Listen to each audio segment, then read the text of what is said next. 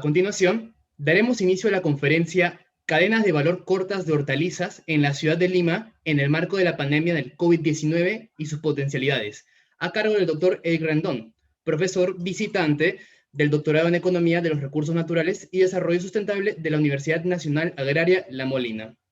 Muchas gracias por la invitación, ¿no? Muy amables.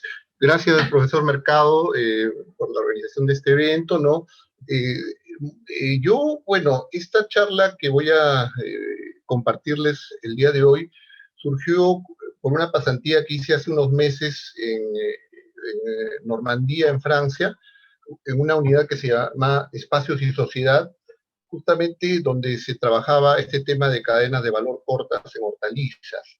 Entonces yo quería justamente aprovechar este bagaje digamos, metodológico que los franceses habían utilizado, ¿no? Para ver cómo se podía implementar en mi ciudad, en la ciudad de Lima, ¿no? Obviamente que cuando vino la epidemia del COVID en marzo del 2020, uno de los sectores, digamos, impactados en el corto plazo fue el sector alimentos, ¿no? Hubo una disrupción en el abastecimiento regular de alimentos en la ciudad de Lima y en otras ciudades del interior, justamente por la movilidad que fue, digamos, afectada, ¿no?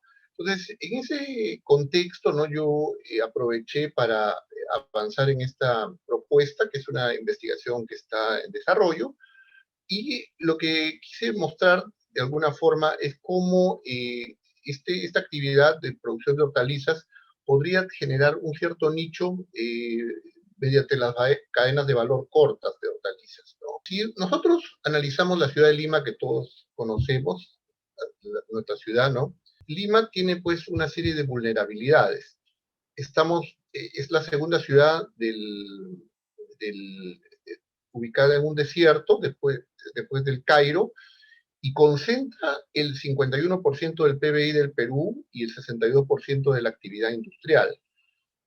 Todos conocemos que es una ciudad que tiene tres cuencas, la cuenca del Rímac, la cuenca del Chillón y la cuenca del Lurín, y por eso es que hay originariamente era un valle o una zona agrícola, como vamos a ver en las siguientes tomas. Estas son unas tomas que pude obtenerlas del Servicio Agrofotográfico Nacional, allá por el año 1950, como se visualiza la producción agrícola de Lima era, digamos, no solamente de hortalizas, sino también productos agroindustriales como algodón, maíz, uva, ¿no? Y así era el paisaje, digamos, de hace unos 70 años acá en la ciudad de Lima, ¿no? Otra toma, esto es Miraflores en 1945, la antigua hacienda Venturo, entre Miraflores y Surco, ¿no? Esta es, digamos, esta línea que se ve acá es la avenida Benavides, ¿no? Y el resto eran campos de cultivo. Entonces, lo que quiero yo visualizar, mostrar con estas tomas, es que prácticamente la ciudad en ese entonces ya se autoabastecía de alimentos, no solamente hortalizas, productos agroindustriales, sino también productos pecuarios, llámese, digamos, lácteos, producción avícola y demás. Esta es otra toma, ¿no? Del año 45 de Santiago de Surco, donde se visualiza al fondo la base aérea de Las Palmas. Y ahora vemos la situación en la actualidad, ¿no? Ya prácticamente la mancha urbana ha, digamos, desplazado a todas las áreas verdes que, digamos, habían anteriormente, ¿no? Y este es el paisaje que, digamos, actual, que nos caracteriza a la ciudad de Lima, ¿no? Si nosotros sobrevolamos la ciudad de Lima, vemos, cuando, digamos, estamos llegando, vemos los cerros, ¿no? Después una zona árida, y después ya comienzan a verse este paisaje, digamos, de urbe. Cuando vino la epidemia del COVID en marzo del 2020, ¿no? Se comenzaron a hacer algunas evaluaciones justamente de los motivos por los cuales la ciudad de Lima se había visto grandemente afectada por la pandemia, ¿no? Un primer punto importante es ver, digamos, cómo nos desplazamos en nuestra ciudad, ¿no? El 70% se moviliza en transporte público y se demostró que el transporte público ha sido uno de los focos importantes, digamos, de los contagios. El 20% vive en edificios, ¿no? Pareciera un porcentaje bajo, pero la tendencia es a que este porcentaje aumente. Entonces, el distanciamiento social y, digamos, la posibilidad de contagios, es alta, ¿no? Otro dato interesante que recientemente el Ministerio de Trabajo digamos, lo publicó es que 742.000 personas han perdido sus empleos en Lima a raíz del COVID-19. Es una masa laboral muy importante, muy relevante, ¿no? Por eso es que diría yo que hay, digamos, un efecto sobre el nivel de desempleo y sobre todo sobre el subempleo. Y fíjense este dato, ¿no? En Lima hay 220.000 restaurantes, de los cuales solo 800 tienen certificación de saludables. Es decir que, bueno, siendo Lima una capital gastronómica, como ustedes bien saben, ¿no?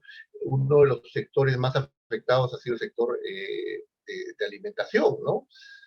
El 43, ha sido otro dato interesante, el 43% de los turistas extranjeros que llegan al Perú vienen a Lima, no solamente por ser un punto de destino, digamos, intermedio, sino porque Lima también se ha vuelto una, digamos, capital gastronómica. Entonces, hay toda una vulnerabilidad en torno a la pandemia que justamente es importante señalar. Esta disrupción en la cadena de abastecimientos en Lima y Callao, ¿no? Digamos, han tenido como uno de sus focos también los mercados. Principalmente si vemos el mercado mayorista de Santa Anita, lo que hay en Los Conos, Unicachi, etcétera, estos han sido, digamos, unos focos importantes de contagio. Más del 50% de los comerciantes contagiados en los primeros momentos, en abril, mayo, y en los mercados mayoristas 70%, ¿no? Acá se ha identificado algunos de los focos importantes del contagio, ¿no? Los mercados de abastos y en menor medida los supermercados, pero acá podemos ver más al detalle justamente esta identificación que se hizo de la relación que hay entre los contagios que han habido en la ciudad de Lima y los mercados, digamos, que se han dividido en tres niveles: mercados de prioridad 1, de influencia directa, influencia indirecta, y mercado de prioridad 3. Entonces, uno puede de alguna forma inferir que hay, digamos, un problema en el abastecimiento, digamos, de los productos y por qué, digamos, se explicarían, digamos, el alto nivel de contagios de los mercados, ¿no? Entonces, como se dice, son espacios críticos donde las medidas de control por parte de las autoridades tal vez han venido un poco tardíamente, ¿no? Y han devenido, han determinado que sea un foco, digamos, importante, ¿no? Ahora bien, ¿no? Ya cuando yo comencé digamos, a analizar, a ver un poco las evidencias de este problema relacionado con la cadena alimenticia, ¿no? La motivación, como les dije al principio, fue de pronto ver qué opciones, qué posibilidades podrían surgir para estas cadenas de valor corta, en particular con las hortalizas, ¿no? Yo tomé este marco conceptual de, justamente como les decía, de esta pasantía que realicé en Normandía, en Francia, hace algunos meses, ¿no? Donde justamente ellos habían desarrollado todo un cuerpo teórico, metodológico, relacionada con las cadenas de valor cortas y cómo ellos denominan estas cadenas de valor, cómo cultivar la resiliencia. Entonces los franceses con estas investigaciones de alguna forma vienen siendo los pioneros y después ya en España se han, digamos, desarrollado estos conceptos, ¿no? Se ha visto, digamos, la forma de ver cómo se puede reproducir estas experiencias de forma tal que, como se dice, hay que disminuir el consumo energético y de otro lado, con las cadenas de valor corta, con la producción de hortalizas, se podría mejorar el paisaje urbano.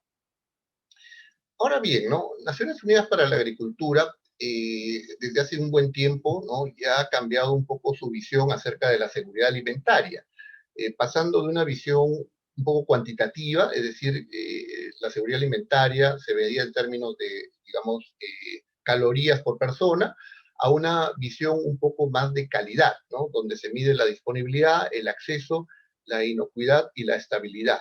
Entonces, lo que se ha visto con esta pandemia, ¿no? Es que una situación leve, crítica, ha generado una reducción de algunos alimentos, ¿no? Y esto ha generado, pues, que haya, digamos, se pase una situación grave a una situación inclusive muy grave en cuanto a la seguridad alimentaria. Porque uno come todos los días, entonces si faltan alimentos, entonces eso se va a ver, digamos, de alguna manera reflejado en los menores niveles de nutrición. ¿Cómo estamos acá en el valle, en la provincia de Lima, ¿no? En la ciudad de Lima? Fíjense, esta es una información, ¿no? Que me costó algo de trabajo conseguirla, pero finalmente indagando y haciendo justamente búsquedas estadísticas, fuentes secundarias y también indagaciones que se hicieron, se ve que en el año 75 se tenían 18.000 hectáreas de cultivos en toda, digamos, en los tres valles de Lima, y en la actualidad, 2019, quedan 2.700 hectáreas, ¿no? El valle que menos ha disminuido su hectareaje es el Valle del Lurín, y el que más ha perdido es el Valle del Rin, ¿no? En cuanto a la producción de hortalizas, fíjense esta otra estadística, ¿no? Lurín todavía mantiene 631 hectáreas, Chillón 153, y el Rímac ya queda un poquito nomás de hectáreas acá en Huachipa, tiene apenas 39 hectáreas, ¿no? Prácticamente podemos decir que la producción hortícola en Lima está, digamos, concentrada en gran medida en el Lurín, ¿no? Esta es una toma, por ejemplo, del distrito de Caraballo, ¿ya? Del 2002 con respecto al 2016. En Google Earth se ve claramente cómo el área agrícola se ha, digamos, perdido, ¿no? Que prácticamente queda muy pocas hectáreas dedicadas a la agricultura urbana. Ya haciendo un análisis un poco más al detalle, ¿no? Lo que se ha visto, ¿no? Haciendo el análisis desde el 2002 hasta la actualidad, es que la variable precio ha influido poco en la demanda de hortalizas. Sin embargo, la variable ingresos, cuando aumentan los ingresos, el consumo de hortalizas sí ha aumentado un poco, hay una correlación directa. Y la otra variable importante es el aumento de la población, o sea que cada vez hay más población que está consumiendo hortalizas. Se puede ver un poco en este gráfico en la línea naranja. Y lo que recomienda la Organización Mundial de la Salud es un consumo de 200 gramos para arriba en hortalizas. Entonces, en la ciudad de Lima todavía estamos por debajo de ese nivel sugerido. Entonces, pero de todas maneras uno puede inferir que acá hay una tendencia a que aumente el consumo, y por eso que uno explicaría que el precio no sea una variable tan determinante, ¿no? Dentro de esta visión justamente de la cadena de valor cortas, tenemos dos modalidades. Lo que se llama la agricultura urbana intraurbana, es decir, cuando se producen dentro de las mismas ciudades, en jardines, en los techos, ¿ya? En macetas, etcétera, y la agricultura urbana periurbana, ¿no? Entonces hay una diferencia, mientras que la primera se reduce a pequeños espacios que pueden ir desde 1 metro, 2 metros hasta 50 metros inclusive. La periurbana puede tener a partir de 1, 2, 3 hectáreas, ¿no? Si nosotros vemos la periferia de Lima es una zona desértica, como ustedes bien conocen, pero que ya vamos a ir viendo cómo hay ciertas posibilidades de que esta mancha, digamos, árida se pueda utilizar para fines de producción hortícola. Lo otro que es evidente, llama la atención, ¿no? Justamente al hacer el trabajo estadístico, cómo la disminución del área hortícola, la producción y el abastecimiento de hortalizas en Lima, desde el año 2002 hasta el 2009, prácticamente se ha triplicado, pasando de 14.000 toneladas a 49.000. Y la participación de los productos hortícolas de cultivos, ¿no? Ha pasado del 5% del total nacional al 7%. Es decir, el nivel de autoabastecimiento de la ciudad de Lima, de la producción hortícola, ha aumentado, pese a toda la reducción que ha venido habiendo, ¿no? Estos son un poco los espacios donde se realiza la agricultura, la producción hortícola, acá en la periferia de Lima, en Villa María del Triunfo. Acá un caso, digamos, en las azoteas de una casa en Lima. Y el otro aspecto importante es las bioferias, ¿no? Cómo los mercados de nicho, ¿ya? Pudieran tener algún tipo de una ventana de oportunidad para estos productos hortícolas que, digamos, se producen en las grandes ciudades, ¿no? En la actualidad hay 9 bioferias que funcionan los fines de semana en la ciudad de Lima, ¿no? Si nosotros comparamos esta cantidad con ciudades, digamos, europeas, ¿no? Es muy poco, ¿no? Entonces, ya les voy a comentar ahora por dónde iría la propuesta justamente, ¿no? En esta parte de comentar. Mire, la FAO ha hecho justamente unos estudios, ¿no? sobre las posibilidades de la agricultura urbana en particular.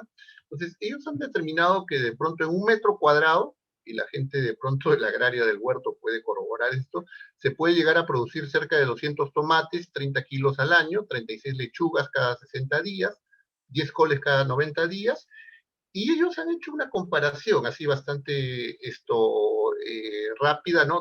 Que dice que en huertos urbanos se puede producir hasta 15 veces más que en explotaciones rurales, digamos, convencionales. Esa es una primera ventaja que podría tener la agricultura urbana y podría generar algún tipo de ingreso adicional en las familias, ¿no?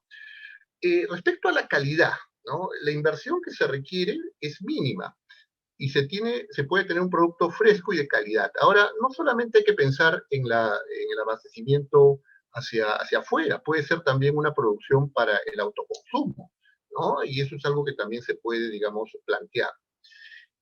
Otro punto, como les decía, es acerca de generar resiliencia, cómo se puede generar estas islas digamos, estas islas verdes, ¿no? Teniendo en cuenta que Lima tiene un déficit de áreas verdes, lo que recomienda la Organización Mundial de la Salud es de 9 metros cuadrados por habitante, y Lima tiene 3, existiendo un déficit de 5.600 hectáreas. Es decir, los municipios, provincial o distritales, no digo que no lo hagan, pero podrían, digamos, justamente emprender este programa de parques y jardines, tomando en cuenta, por ejemplo, la promoción de la agricultura urbana, ¿no? Las municipalidades, ¿no? Ya lo había dicho, ¿no? Digamos, no solamente podrían promover la producción, la parte inicial de la cadena, sino también a través de un programa de pronto de compras que se puedan realizar a estos horticultores urbanos, ¿no? Sobre todo cuando demostradamente sean gente, digamos, de pobreza o pobreza extrema, ¿no? Y justamente el London School of Economics hizo algún análisis un poco amplio a nivel internacional, donde demostró que los lugares urbanos más pobres gastan más del 50% de sus ingresos en alimentos. Entonces, ahí, teniendo en cuenta que hay una gran cantidad de desocupados o subempleados en la ciudad de Lima a raíz de la pandemia y que no se sabe cuánto tiempo puede durar este impacto, se puede ver de pronto que hay una ventana de oportunidad. En Lima existen 2.000 mercados y 220.000 restaurantes, ¿no? Entonces, este es un mercado potencial también para estas cadenas de valor cortas, en particular los hortícolas. Eh, ¿Qué dice la OIT, la Organización Internacional del Trabajo? ¿No? Dice que una de las actividades menos afectadas por la pandemia han sido el sector agrícola, porque, digamos, todos tenemos que comer todos los días, ¿no? Entonces, otro sector un poco afectado ha sido el sector, digamos, médico, ¿no? Entonces, ahí podemos ver que hay también la posibilidad de repotenciar este tipo de producción agrícola y cadenas de valor corta, ¿no? Finalmente, ¿no? Para terminar, ¿no? Hay un problema en la periferia, sobre todo, digamos, por la calidad del agua, ¿no? O sea, muchas hortalizas son regadas con aguas servidas y esto podría ser una limitación para desarrollar, digamos, hortalizas de calidad. Y finalmente, ¿no? La certificación, ¿no? Hay, digamos, en algunos países como Brasil, en Francia también se practica, digamos, cuando se tiene una certificación costosa, la posibilidad de implementar esto que se llama el sistema de garantías participativas, ¿no? Es decir, dar la certificación orgánica o ecológica a través de las municipalidades, de forma tal que se pueda garantizar que la hortaliza procedente de la agricultura urbana es de alta calidad. Muchísimas gracias por su atención, muy amables. Agradecemos la ponencia del doctor Eric Rendón y pues vamos a dar pase a la sección de preguntas, por favor. Acá ya tenemos una preguntita. Un momento. ¿Cómo podemos apoyar estas iniciativas desde la universidad? Nos pregunta Dani. Muchas gracias. En el huerto, dentro de la Universidad Agraria de La Molina, adscrita a la Facultad de Economía, hay, digamos, esta plataforma interesante que le llaman el PAU, ¿no? Programa de Apoyo a la Agricultura Urbana en Lima, ¿no? Es, digamos, una plataforma que está formada por 40 organizaciones y que la misma universidad forma parte de esto, ¿no? Entonces, yo diría que, digamos, hay que hacer incidencia en políticas públicas, tanto a nivel del Ministerio de Agricultura y también de las municipalidades, ¿no? Y también sensibilizar y motivar a los hogares a tener una pequeña parcela o un espacio, digamos, que siempre hay disponible, ¿no? Para poder justamente aprovechar para justamente emprender estos programas de agricultura urbana, ¿no? Bien. Acá tenemos otra pregunta y se nos dice, ¿se puede contribuir grandemente a la seguridad alimentaria del país desde la producción de hortalizas? Sí, fíjense, ¿no? Yo cuando estuve justamente revisando las estadísticas, hace unos meses cuando empecé a hacer este trabajo, ¿no? Tenía dudas de cuál era el volumen de autoabastecimiento de hortalizas en la ciudad de Lima, ¿no? Yo tuve digamos, la sospecha que era 1%, 2%, pero cuando he visto que es 7% con tendencia a crecer, ahí justamente me motivé a desarrollar ese trabajo, ¿no? Entonces yo creo que sí, se puede, digamos, acercar a los consumidores con los productores, a los agricultores urbanos, ¿no? Y fíjense algo, ¿no? Hay ciudades intermedias en el Perú, Piura, por ejemplo, ¿no? Que tienen que traer las hortalizas desde bien al sur, ¿no? Desde Arequipa, las cebollas, en fin, ¿no? Y eso justamente eleva los costos de transacción y genera también adicionalmente un alto consumo energético. O sea, desde el punto de vista ambiental, por así decirlo, también se genera, digamos, una mejora en términos, digamos, energéticos. Agradecemos al doctor Eric Rendón por su presentación. Acto seguido, daremos pase a Brian Arenaza, integrante de la agrupación estudiantil ECOS UNAM. Como comentaba, felicitar nuevamente al profesor Eric Rendón por su presentación. Yo sí quería comentar lo siguiente. El sector agropecuario, si bien es cierto, siempre ha sido analizado en relación con su contribución al PBI, a las exportaciones y al número de empleos que genera. Sin embargo, su verdadero valor siempre está en el de ser el proveedor de alimentos para la población. Sin duda alguna, las medidas sanitarias para poder hacer frente al coronavirus, como el cierre de fronteras, las restricciones al movimiento de personas y mercancías, ha impactado en las cadenas de producción, puesto que se han enfrentado a desafíos donde uno de ellos es la limitación en términos de logística. En Lima, actualmente existen dos puntos principales para el desarrollo de la agricultura urbana, los cuales son Chosica y Villa María del Triunfo, en donde las municipalidades han desarrollado programas para promover lo que es la agricultura urbana. En Chosica, a diferencia de Villa María del Triunfo, existe mayor disponibilidad del terreno para esta actividad, pero es en Villa María del Triunfo donde no hay una red de riego en sí. El agua es transportada mediante cisternas, que genera algunas complicaciones. Sin embargo, en Chosica el agua es más abundante, sí hay una red de riego como tal, pero esta presenta niveles altos de contaminación, superiores a los permitidos para el riego de las hortalizas. La agricultura urbana en Villa María del Triunfo se desarrolla como una política municipal de lucha contra la pobreza, mediante los programa Hambre Cero, una bolsa de trabajo local y el programa de desarrollo de capacidades de la población.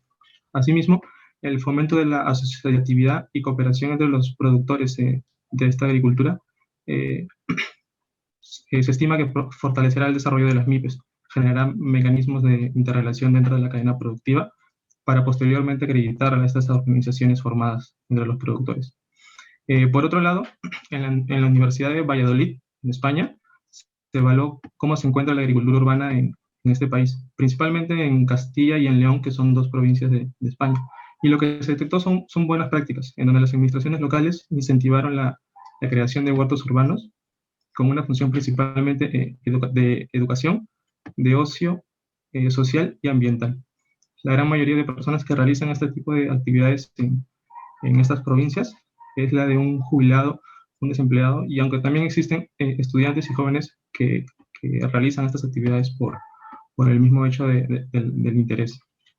Entonces, finalmente hace falta que las autoridades promuevan estas iniciativas en el desarrollo de huertos caseros y espacios potenciales para el desarrollo de la agricultura urbana, con programas que conlleven desde una serie de capacitaciones para que contemplen la planificación del espacio a usar para esta actividad, el cuidado correspondiente que se necesite durante todo el proceso del cultivo y la comercialización de los mismos productos cosechados, ¿no?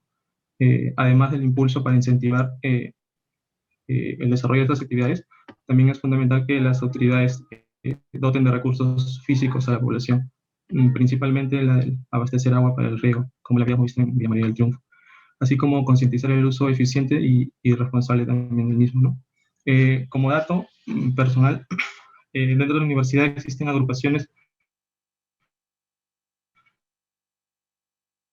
de